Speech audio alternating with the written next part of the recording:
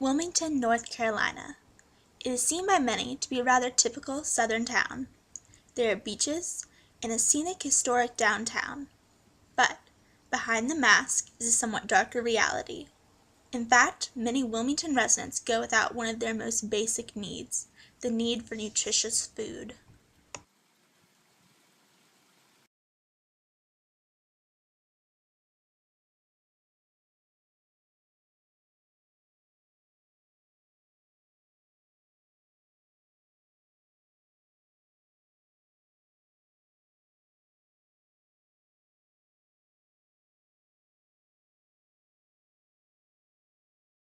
Majority of the food deserts are located in downtown Wilmington, and then the other main food desert is located by the University off College Road.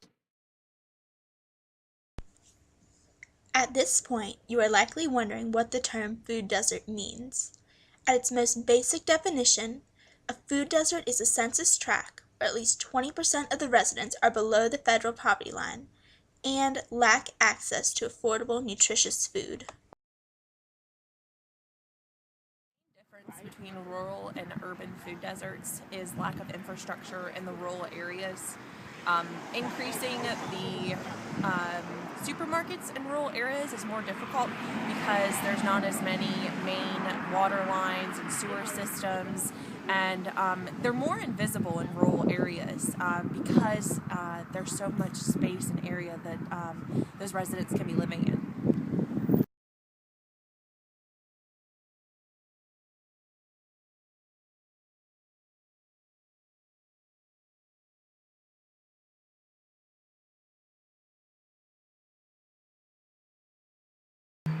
The main problem created by food deserts are residents having a hard time getting to the grocery store and accessing healthy, affordable local foods. How can so many people not have access to food? Don't most people just get in their cars and drive to the grocery store? The reality for many is just not that simple. There are a variety of factors that inhibit food desert residents from accessing affordable and nutritious food.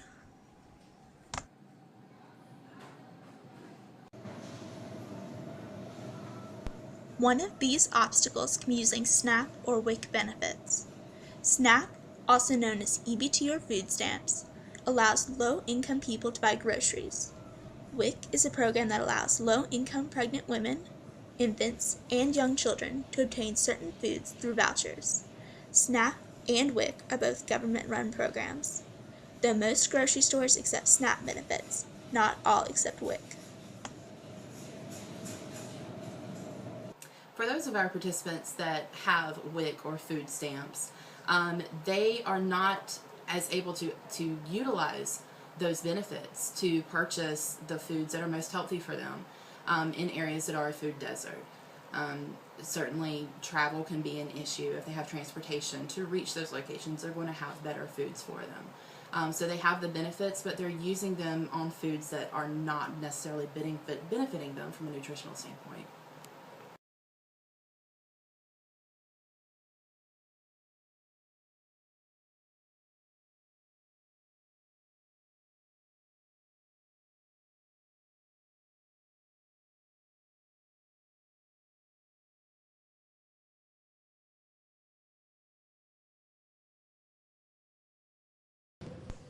For other food desert residents, accessing transportation to get to the grocery store is quite difficult. So residents living in food deserts, at least 20% of them are below the poverty line. And the cost of the transportation, either using a taxi or a bus, adds to their bill when they get to the grocery store.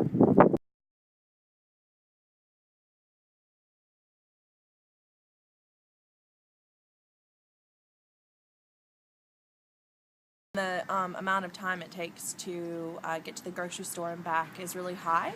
And there's also, not all the stops are located right beside somebody's home. So if they're carrying a lot of heavy groceries, it can be very difficult on disabled or elderly to get their food back to their home.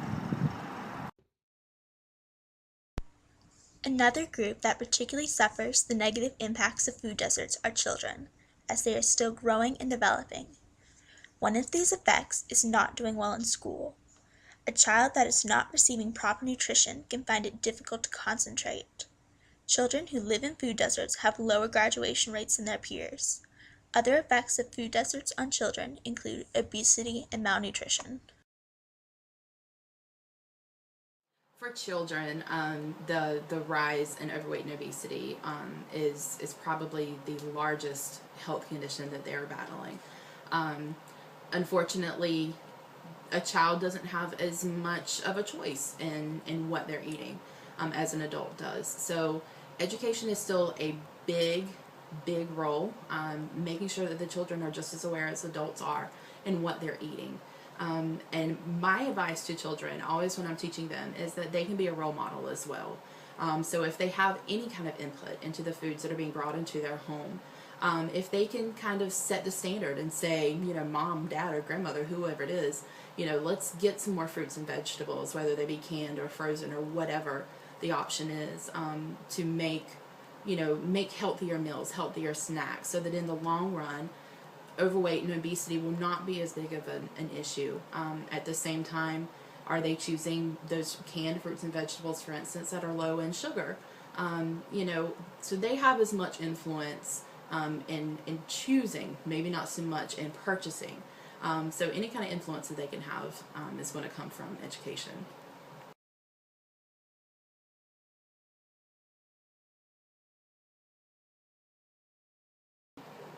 Malnutrition actually has some of the same impacts that overweight and obesity have, in that overall health is just very poor. An individual who is malnourished is not going to have energy, they're not going to have the strength, and just other physiological issues that evolve from not receiving the health benefits that are more healthy foods like produce, fresh fruits and vegetables are going to give them.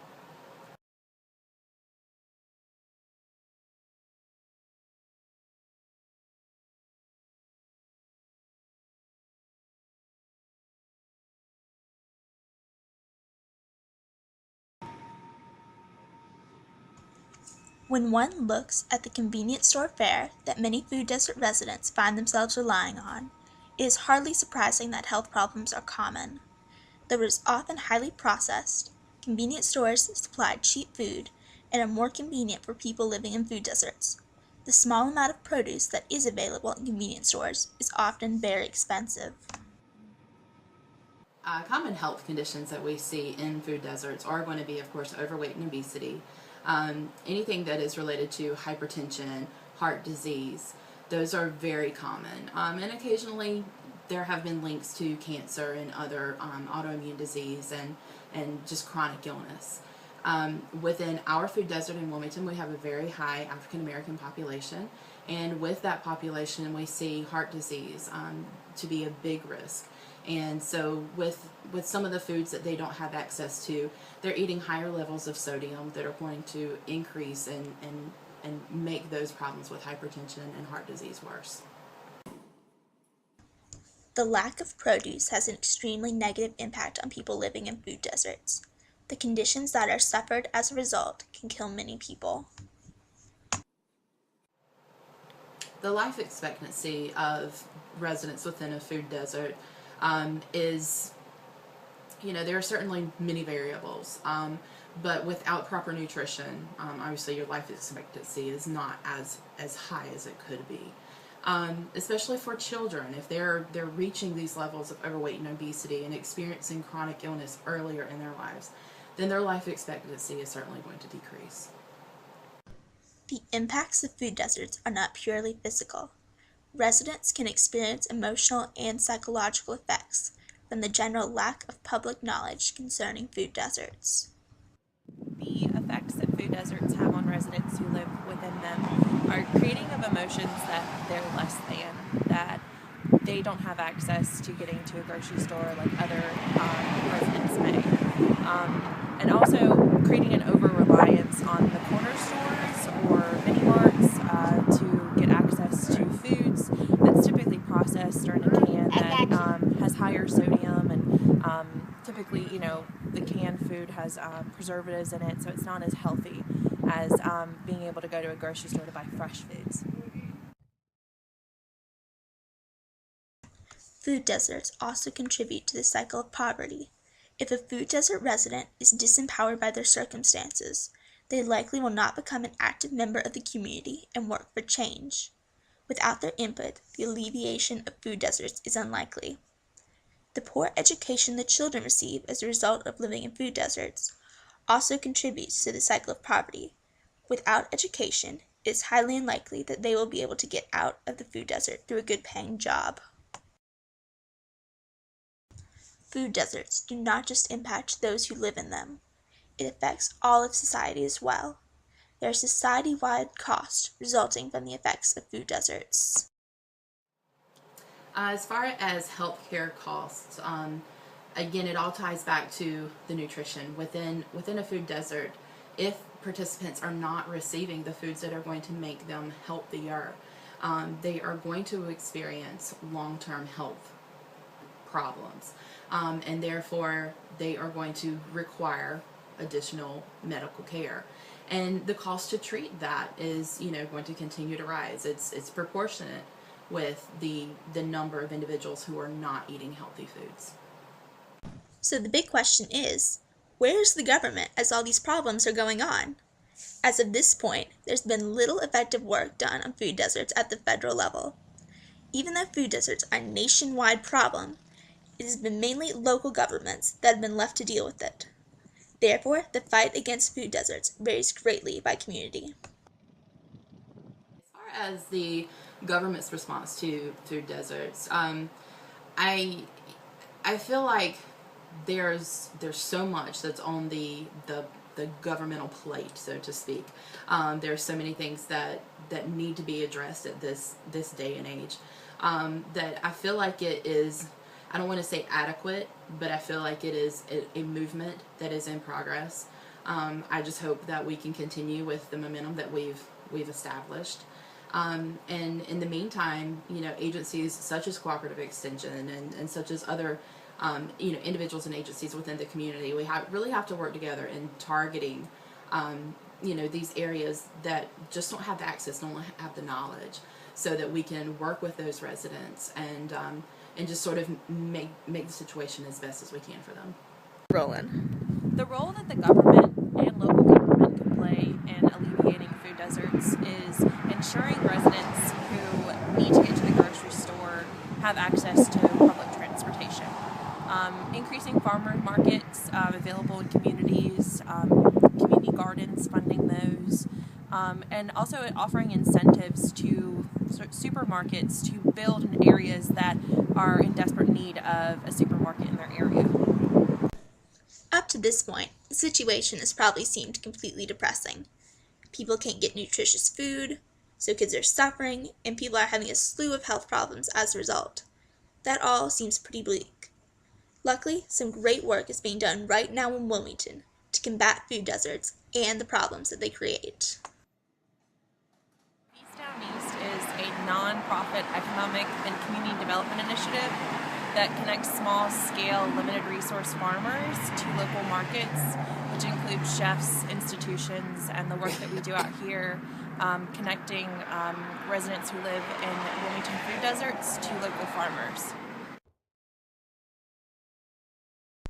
Every Friday for the past year, Feast Down East and members of the community hold a farmers market from 10 a.m. to 12 p.m. at Rankin Terrace. This directly connects the people who live in Rankin Terrace, which is located in a food desert, with fresh produce supplied by local farmers. Feast Down East is grant-funded through many initiatives, but the lead agency is UNCW. I attended UNCW as an undergraduate student and as a master's student, and worked under the guidance of Leslie Hosfeld. Leslie Hosfeld is the co-founder of Feast Down East, which is the primary way I became involved. Feast Down East and Leslie Hosfeld specifically has a working relationship with the Wilmington Housing Authority, and I worked at the community campus, which is located on the south side at Hillcrest, for a year and a half, and have had experience with the Housing Authority in the past, and began becoming involved with this project when it first started in January 2012. Our program through North Carolina Cooperative Extension is the Expanded Food and Nutrition Education Program, and we work with limited resource families to teach nutrition. So we're working all throughout our areas within Wilmington that have poor access to fruits and vegetables, poor access to really nutrition knowledge overall. And so our role is to go and teach our participants about nutrition and to educate them about the benefits to healthier foods. If you live in a food desert, there are many things that you can do to help create change. You can become involved in an organization that combats food deserts in your community, or you can work to create political change. If you want to learn the location of food deserts in your community, go to the USDA's Food Desert Locator. I think one of the better opportunities is to utilize agencies such as Cooperative Extension. We have a wealth of knowledge, not just in nutrition, but also in creating gardens. So if we can encourage our individuals that are in a food desert to take responsibility for some area, some plot of land, and create a garden for themselves, so that they are able to have the access, and they also are going to retain the knowledge. There are so many things that an individual can do to help solve the problem of food deserts within their own community. First of all, just educate yourself about food deserts. So many people do not even know that food deserts exist, and if they don't know that they're a problem, they're not going to ever get solved. Second of all, use your voice politically. If politicians don't realize that an issue is important to you, they aren't going to work to solve it. Also, get involved in organizations that work with food deserts in your community, and learn how you can best help.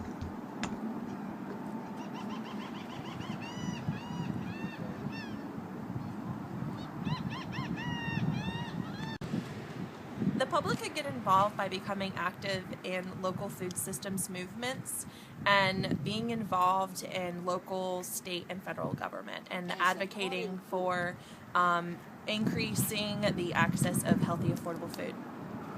The community has got to be aware of the problem. In an area such as Wilmington, you have a very wide range of socioeconomic populations, and you have just within blocks a big jump from what is available.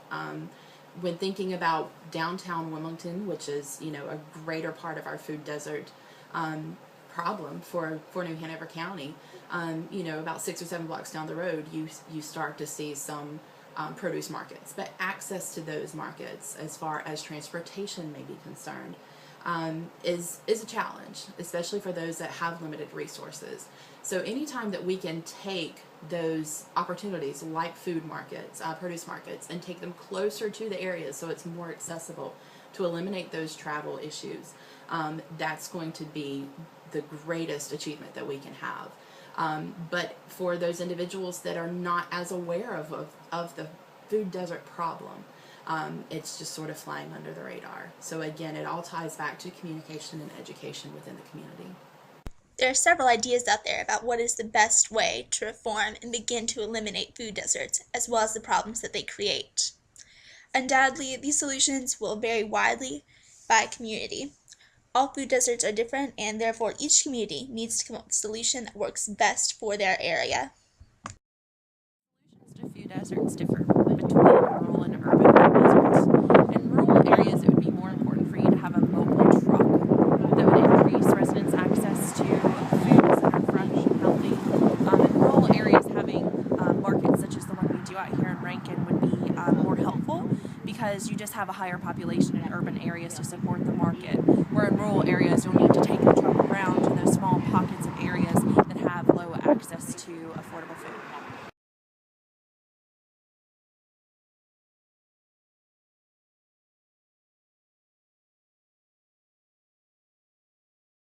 I think the best solution is education. We really have to let those individuals who are in a food desert make them aware of the foods that they are eating, so that they are better able to choose from what they have access to.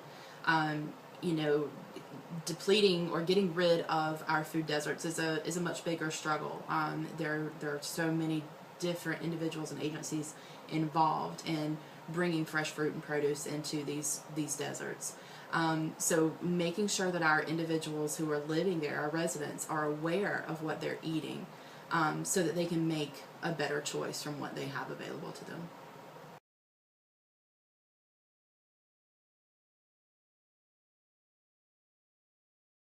Farmers markets increase residents' access to affordable, healthy local foods. It's also a win-win because the farmers are able to support their farms by having residents support their farm at the farmers market.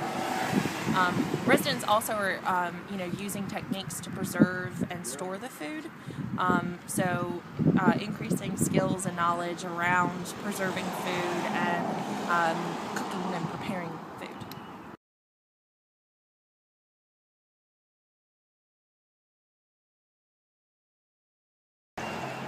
I think that the bus system can be reformed by including residents who live in food deserts on the board to make decisions, including Wilmington Housing Authority residents and staff on the conversation when bus systems are designed and implemented would help also increase residents' access to getting to the grocery stores. When residents have a tough time getting to the grocery stores, they're more likely to, take a shopping cart back with them or have to use the taxi cab, which can be more expensive. So including residents to make those decisions is really important to help reform the bus systems and decrease food deserts in our area.